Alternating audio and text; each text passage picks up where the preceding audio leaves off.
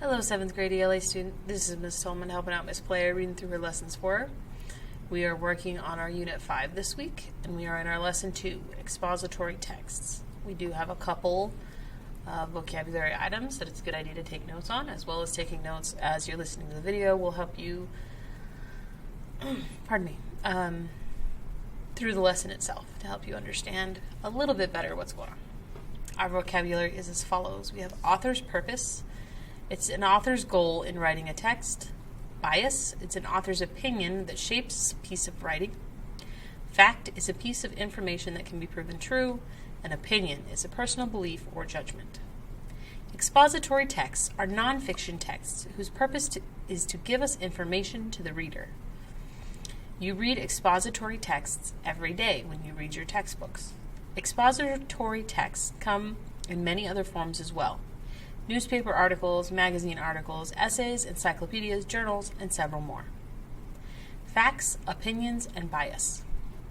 Expository text can be written about any topic, from the history of basketball to how a microprocessor in a computer works. Expository text, expository writing, can contain facts or opinions or a combination of both.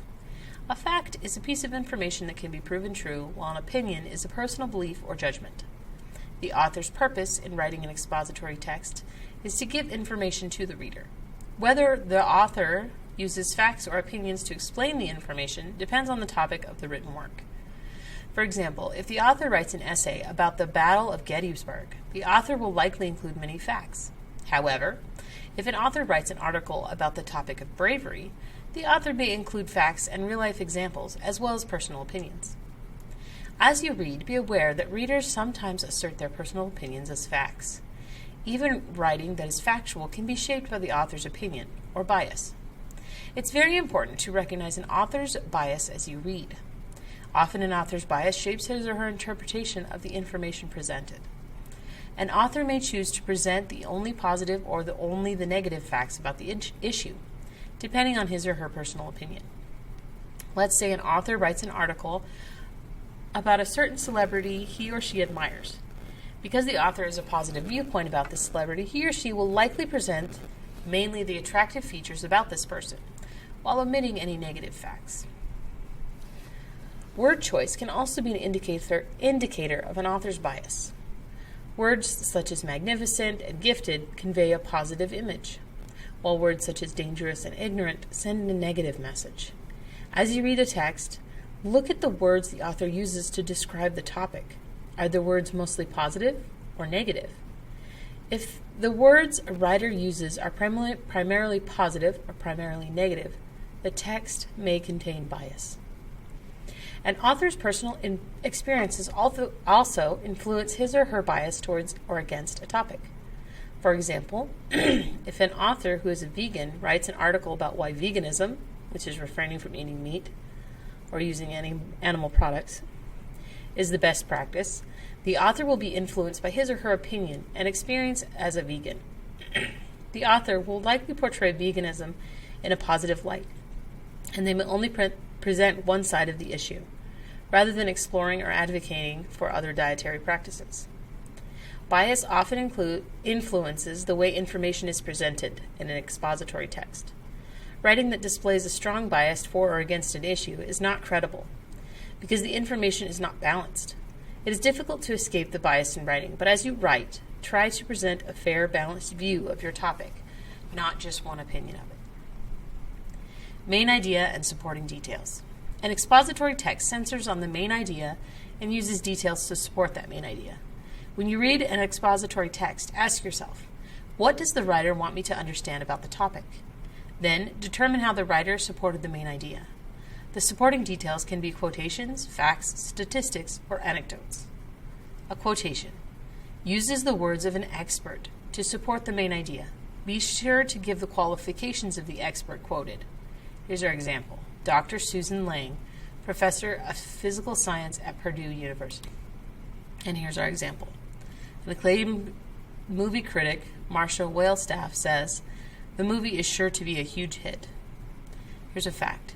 It's use a proven fact to support the main idea. Here's an example of that. Once an adult flea emerges from its cocoon in the larval stage, it has about 1 week to find food to survive. After that, it can survive for up to 1 year without a meal. Here's a statistic. It's use a number, ratio, or percentage to support the main idea. Here's our example. High schools that implement this program have demonstrated a graduation rate of 85% or higher for the past 5 years. An anecdote or example. Use a short story or real-life example to illustrate your point. Here's our example. I remember the first time I let stage fright get the best of me. It was June 1987, on the day of my kindergarten class play. Jittery with nervous energy, I waited backstage until my teacher signals that it was my turn to enter the auditorium. I walked gingerly out onto the vast stage, lost my courage, and immediately buckled up upon seeing the sea of faces staring at me. I spotted my mother sitting in the third row, and abandoning my role, I ran to her to escape the gaze of the audience. The 3 little kittens would have had to be 2 kittens for this play. Now we're going to read the following article, and there are questions about it, and then there's another article a little further down that we're also going to read, and there are going to be questions about it. Paleontologists find the biggest dinosaur in North America. December 8th, 2011. U.S. paleontologists say they have discovered the fossil of the largest known dinosaur to ever roam North America, whose size rivals the long-necked dinosaurs from South America. The scientists say they unearthed 2 enormous vertebrae and a femur, or thigh bone, of a plant-eating sauropod species called Alamosaurus. Found at a site in southwestern U.S. state of New Mexico, the bones belong to an adult Alamosaurus that lived 69 million years ago. Previously, it was thought that the Alamosaurus weighed 30 tons and measured about 19 meters in length. The study co-authors say their findings suggest that those conclusions were based on fossils of animals that were not fully grown when they died. The paleontologists say that the adult species found in New Mexico put Alamosaurus in nearly the same category as a 70-ton, nearly 40-meter-long South American cousin, the Argentinosaurus. The Argentinosaurus is widely considered the biggest type of dinosaur or any land animal to ever have lived. All dinosaurs became extinct 65 million years ago. The scientists who conducted the research are with the Montana State University Museum of the Rockies and the State Museum of Pennsylvania. The new study by researchers is published in the journal Acta Paleontologia Polonica. Ooh, lots of big words in there. And these are the questions that follow that one. And our second one is right here. Endangered primate offers clues to climate change. March 6, 2012. Scientists are studying a rare African monkey that's endangered both from climate change and humans. They hope the primate's past can give clues to the future effects of rising temperatures. It's called the Mandrillus lecaceus, or drill for short, and lives in the equatorial forests of Nigeria, Equatorial Guinea, and Cameroon. It is not the first time that the drill has faced problems from climate change. University of Oregon anthropology professor Nelson Ting says about 3,000 to 5,000 years ago there was a large decline in their population. Around this time period, you see a dramatic loss in forest coverage in this region that the drill inhabit. And the reason for the forest loss was because of similar conditions that are projected in these regions in the future. So a very warm climate combination with the increased seasonality and increased aridity, he said. The vegetation changes and becomes sparser as temperatures rise and the conditions get drier. Knowing more about the natural history and ecology will definitely help designing conservation priorities for an animal that is already struggling with a lot of different pressures right now, said Ting, who was the lead author of the drill study that appeared in the Journal of Ecology and Evolution. Now, like then. Conditions now appear similar to what happened 3,000 to 5,000 years ago. There's rainforest loss, rising temperature, and drier weather. But back then, the Bantu people began migrating from Nigeria to the Cameroon area. They introduced agriculture and iron smelting as they migrated, which may have contributed to the forest loss.